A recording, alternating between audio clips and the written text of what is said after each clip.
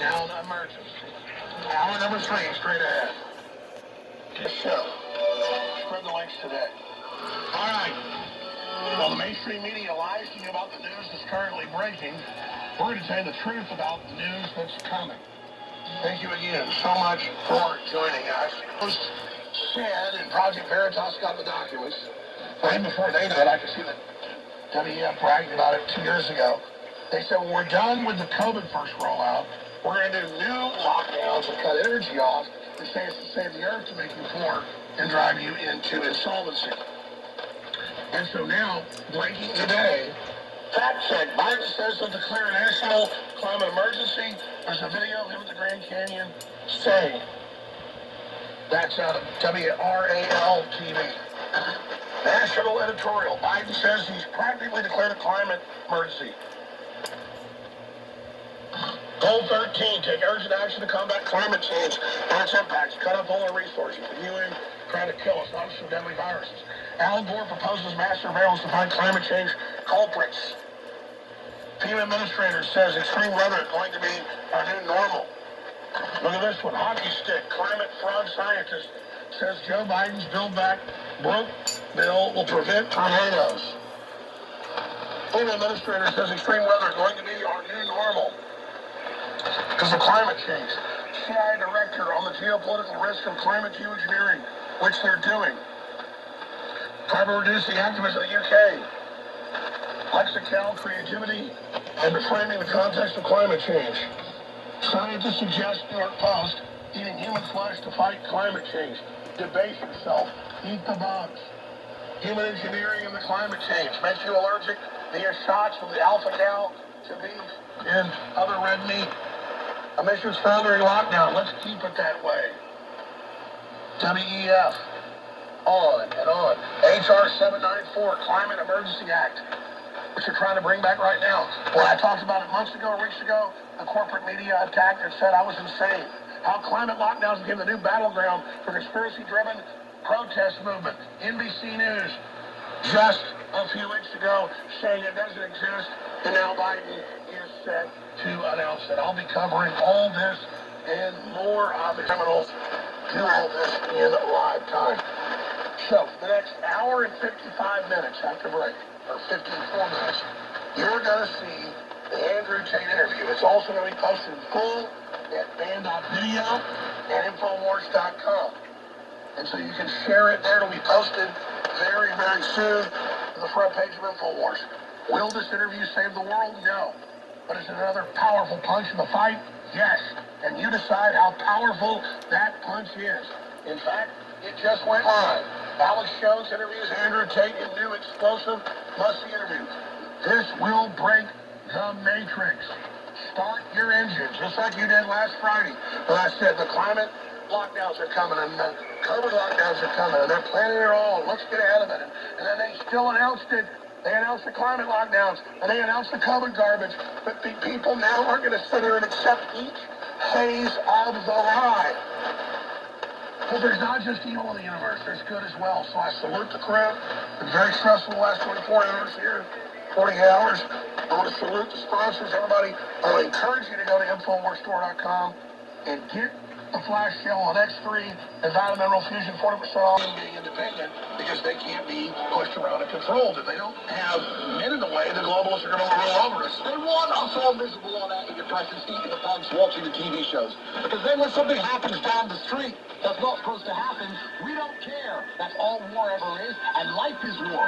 We are fighting a war right now, and there's a war against our minds. That's the best we ever done. While other networks lie to you about what's happening now, InfoWars tells you the truth about what's happening next. Visit InfoWars.com. We've got the biggest interview you can get. Thank you so much for joining us today. Andrew Tate, who truly lives by the Nietzschean creed of that which does not kill you only makes you stronger, is going to give us a long-form, uninterrupted interview right now. We're very... Brother, I've known you for such a long time. We've been talking the truth for so long. It feels like eternity. We've been screaming the truth to the world. And it's remarkable that we get proved right time and time again. And when we say something new is coming, people still look at us like we're crazy. I mean, how many times do we have to be correct? before people understand they should listen to us before it's too late. Absolutely. I guess if you were hiding from anybody, you'd already been absolved of any wrongdoing 9 months before. That had been in the news, but now they were back again. So the listeners want to know how you're doing, what's coming up, and how they support you. Yeah, it's a pretty standardized tactic. Any man who is successful in the world is going to have a degree of history with females, and that's the way they attack you. It's an attack vector. You just named it. They did it to you. They've done it to Trump. They did it to Assange. They're trying to do it to me. As soon as they want to get rid of you, they will try and accuse you of the most heinous crimes, because sexual crimes are heinous. It slanders your name, which makes the process itself a punishment. It doesn't matter if you're found innocent at the end of it, because they've slandered you for years anyway. The process is a punishment, which is why they choose sexual crimes. They're also extremely subjective, hard to prove. They don't need any solid evidence, and they can go through your entire personal history and try and blackmail and bribe females who you once knew to turn on you in an attempt to destroy your life. So it's a very common tactic. I think anybody with a brain out there understands exactly what's happening to me and what this entire attempt against me is, because it's absolutely asinine and insane. Well, I've never talked about this until now, but 5 years ago, I went to the FBI when someone tried this on me, and I was able to catch them trying to frame me and saying, give me money or I'm going to do this. And later we learned that they were connected to the same 3-letter agency that we've been having so many issues with. And so I do personally know when it's like I haven't been caught in the ringer as bad as you have. But man, the way you've taken it, the way your brother's taken it, the way your team has taken it is just an example in stoic manliness. I mean, I'm sorry. Sounds like I'm kissing your ass, but it's just true.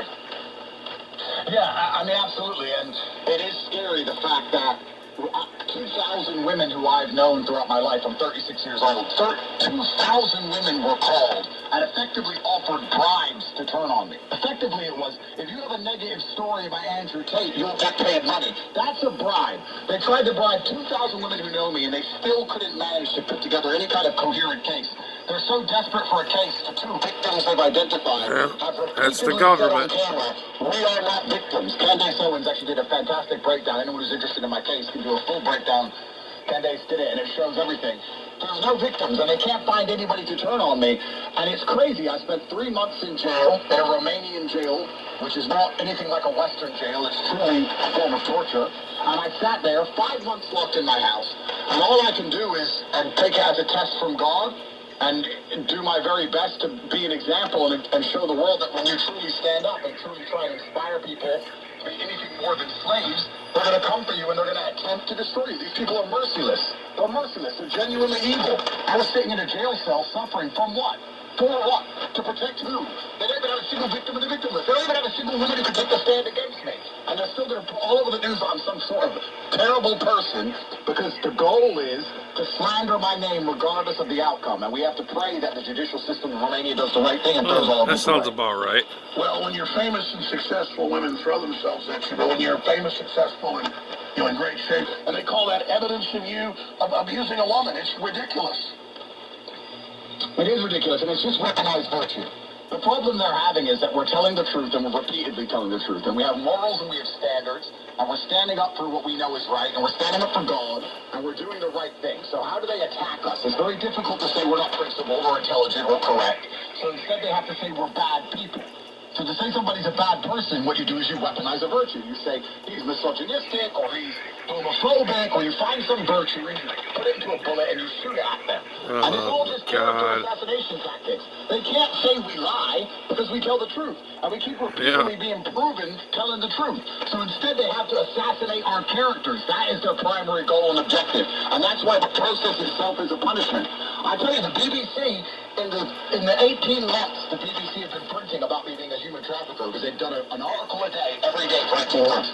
3 staff members of the BBC have been caught committing sexual crimes.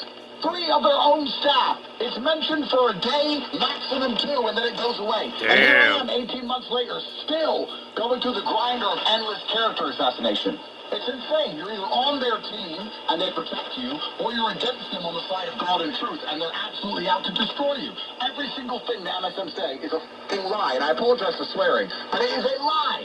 Everything I read in these papers, all of it is a lie, head to toe. No, it isn't a damn lie. And at a certain base level, though, turning out around the West, teaching young boys that you're bad and they shouldn't read you or watch you or listen to you. Don't these idiots know what's happening? Silver has always been nature's very... Xenophobia and political authoritarian trends that have come from just a few million refugees. What about 1 billion? We would lose our capacity for self-governance on this world. We have to act.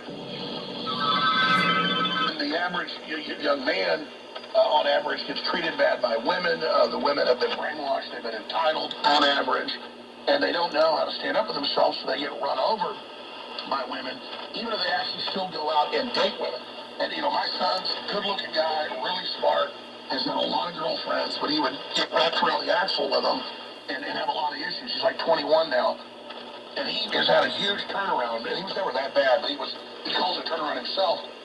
About 2 years ago, watching your shows, listening to you. I do this all the time for telling men to have standards. Men with standards and principle and capability and competence make women happy. The number one way to improve female mental health is to make men better men. And the reason they don't want men to be strong and have any kind of control over their relationships or their households is very simple. Females are easier to sway with an emotional argument. If you have a bunch of households which are run by women and the woman is in charge, and then the woman is going to sit and watch an emotional argument, propaganda, which is all that they MSM use, they can't use logical arguments, so they use emotional ones. Put the mask on for grandma. Well, grandma's 98, and 98-year-olds unfortunately die of diseases. And telling a 6-year-old kid to put a mask on, or a 21-year-old strong man to put a mask on, because 98-year-old grandma might get sick, doesn't even make any logical sense. But it's an emotional argument, and women fall for emotional arguments easier than men. So how do you control a populace? It's very simple. You subdue the men, you make the women in charge, you make a matriarchy, and then you use emotional arguments via the propaganda mechanisms. What are they talking about, Karens now? Agree with them. And then you have the entire population under control. That's why it's done on purpose. They don't want a man to have any degree of control over anything in his life. Visible on antidepressants, eating the bugs, watching the TV shows. Because then when something happens down the street that's not supposed to happen, we don't care. Oh, yeah, well, the store down the street got robbed and my town's on fire, but I'm sad anyway. They want us all selfish. Because when we're selfish, we can't band together to resist anything. Well, that's absolutely what's going on. They totally shirk responsibility. You can read the MI6 and CIA battle plans from the 60s and 70s where they said, we're going to destroy the family, we're going to make people selfish. And they are the end result of a very sophisticated propaganda machine which has been built with the sole intention of creating miserable drones which will believe anything they are told. These people can be told the sky is green and they'll believe it. And all of the propaganda which is being pumped their way is negative. The world is going to end because the sun is hot. Don't have kids, that's bad for some reason. Don't eat meat, only eat the bugs. Sit at home, you should have a therapist, you should be on antidepressants. And they're just trying to pump nothing but negativity in these people, and they absorb it. This is what I said to one of my friends. My friend said, Andrew, you've been through so much for telling the truth. Why do you do it? And I said, well, you either fight against the injustice and tell the truth, and you suffer the consequences of that, or you believe the bullshit and suffer the consequences of being at war with your own mind and your own biology and end up miserable anyway. There is a war that cannot be escaped, and I'd rather live true to God and tell the truth and fight the war this way. But it's truly incredible that these leftists do what they do, and I also think there's something that global about the world that most people don't understand.